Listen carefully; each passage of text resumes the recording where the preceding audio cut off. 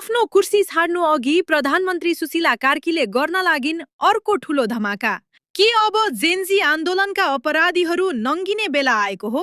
देशैभरका पुराना दलहरूलाई बढारेर नयाँ इतिहास रच्ने त्यही ऐतिहासिक जेन्जी आन्दोलनको छानबिन प्रतिवेदन अब सार्वजनिक हुँदैछ।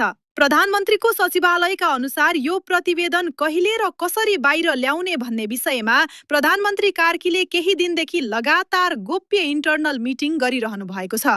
आन्दोलनका बेला युवाहरूमाथि भएको दमन र गोलीकाण्डको पछाडि कुन कुन ठूला नेताहरूको हात थियो? के त्यो कालो सत्य यो प्रतिवेदनले बाहिर ल्याउला त? यदि सुशीला कार्कीले यो रिपोर्ट सार्वजनिक गरिन् भने पुराना नेताहरूको राजनीतिक भविष्य सधैँका लागि सकिने पक्का छ। के नयाँ सरकार आउनु अघि नै यो रिपोर्ट सार्वजनिक हुनुपर्छ? तपाईलाई के लाग्छ?